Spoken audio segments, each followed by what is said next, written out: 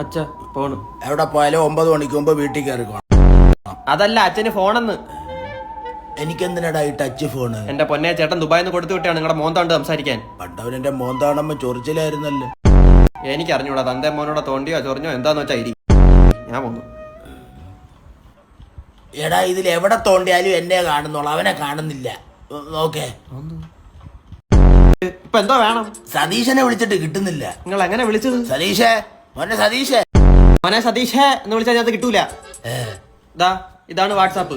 ഈ പച്ചമാങ്ങ ഇതി പിടിച്ച് ഞെക്കിയിട്ട് ഇത് ഞെക്കിയാ മതി. സതീഷ് ഇതിനകത്ത് ഇരിപ്പുണ്ട്, കൊണ്ടുപോ. കാശും ചെലവാക്കി ദുബായ് പറഞ്ഞു വിട്ടാനെ പച്ചമാങ്ങ കയറിയിരിക്കുന്നു. വൃത്തിയോട് മോനെ എന്ത് ഒരു ചുമന്ന ആപ്പിൽ കയറിയപ്പോ വേണ്ടാത്തൊക്കെ പ്ലേ ആയടാ. വേണ്ടാത്തതിനകത്ത് കയറി ഞെക്കൂ. പഴയ എന്റെ ഒരു കൂട്ടുകാരനുണ്ട് ദുബായി പോയാൽ, അവ ഈ ചുമന്ന ആപ്പിളി കാണുമെന്ന് വിചാരിച്ചു. അങ്ങനെ ഈ ചുമന്ന ആപ്പിളി കാണും നിങ്ങളുടെ ആര് പറഞ്ഞു? സതീശൻ പച്ചമാങ്ങ കാണുമെങ്കിൽ ഇവൻ ചുമന്ന ആപ്പിളി കാണുമല്ലോ. അങ്ങനെ ദുബായ് ഫ്രൂട്ട്സ് അടയാ കണ്ടോ, ഇതാണ് ഫേസ്ബുക്ക്. ഞാൻ പോയി ഒരു പേന എടുത്തോണ്ട് വരാം.